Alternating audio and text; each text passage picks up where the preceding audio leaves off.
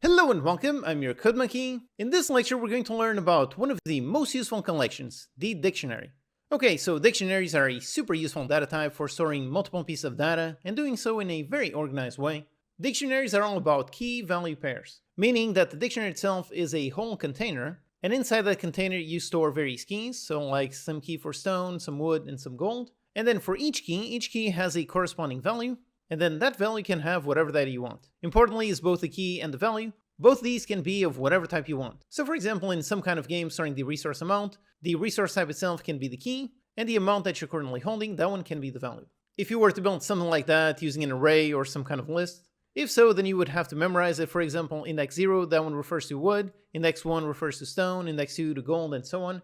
So you'd have to memorize what type each index belongs to. Whereas with dictionary, the key itself can be very descriptive about what value it stores. You can use a proper name or a proper object reference. That makes a lot more sense than keeping in mind what index belongs to what. Now to build a dictionary, this is actually super easy. We just type in dictionary, and then we open up the angle brackets. Now this syntax, these are generics, kind of like we use on the list. I'm going to cover generics in detail in a future lecture in this intermediate section. So we open the angle brackets, and then we have two types. The first one is going to be whatever type we want for our key.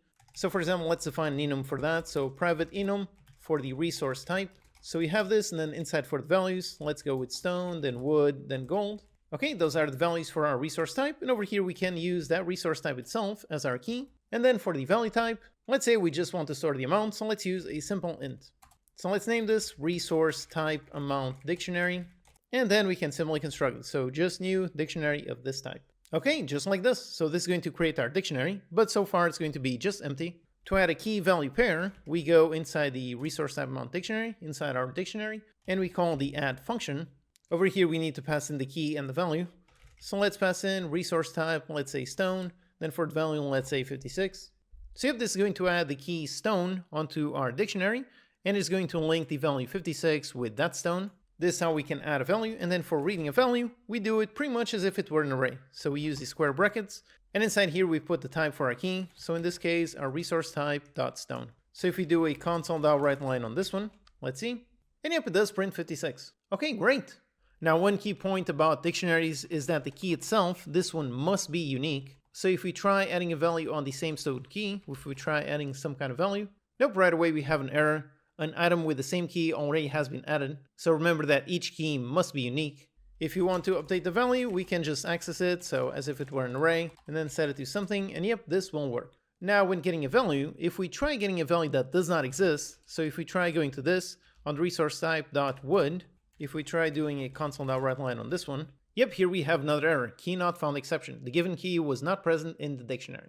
So if you don't know whether a certain value exists, you have two options. First, you can just check to see if it contains that key. So access the dictionary and call contains key, then pass in the key. So this will return true or false if this key exists inside the dictionary or not. That's one approach, and the other one is to access the dictionary and call try get value. This one, like the name implies, tries to get some kind of value for some key. So the first parameter is going to be the key. So let's say resource type dot wood. And then the second parameter, this is the first time that we're seeing this. This one is not just an int value parameter, it is an out int. This means that it's an output parameter. This is a more advanced topic that I cover in detail in the advanced section. For now, just know that this is an output parameter. So this function is basically going to return bool, so it is going to return true or false. True if the dictionary has this key, and false if it does not. And if it does have, then it's going to output whatever it is in here. So let's define a variable for the wood amount. So if it does have wood, then it's going to store the amount on that one.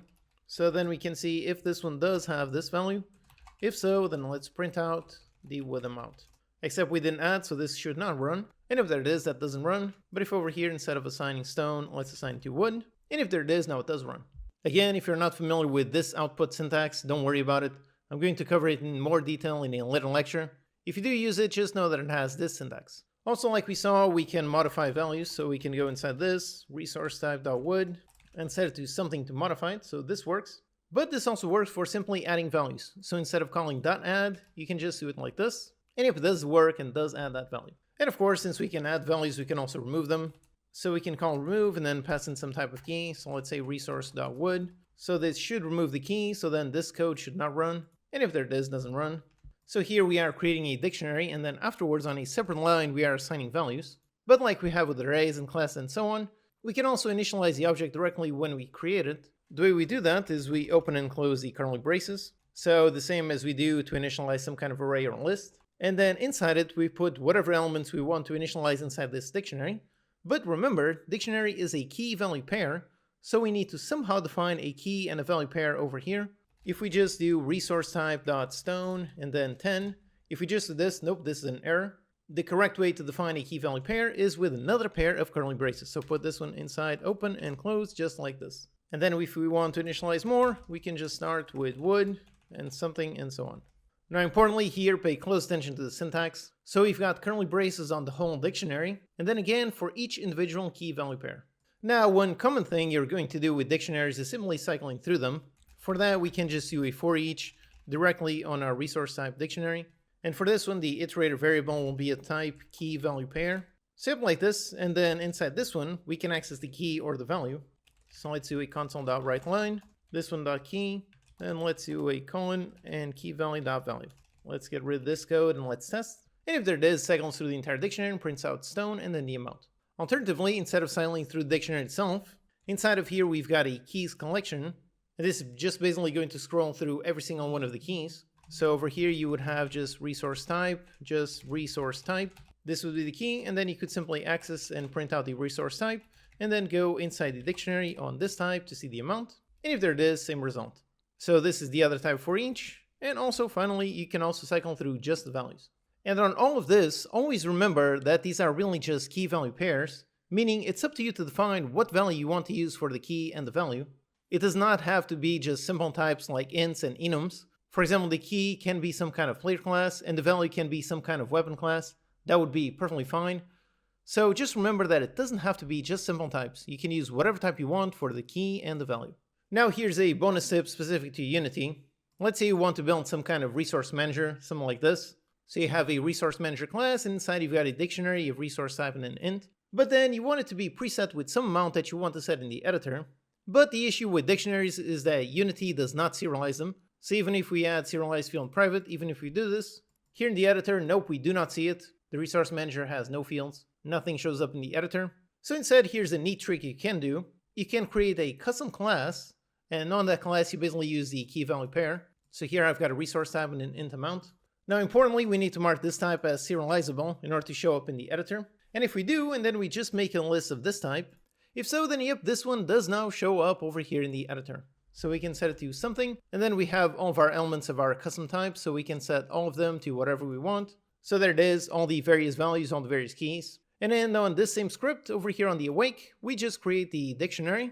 We cycle through the list that we exposed in the editor, and we just go inside the dictionary on that type and set it to that amount. Then we can just print out the content of the dictionary, and up here in the console we can indeed see, yep, we did create the dictionary and we did initialize it with our data.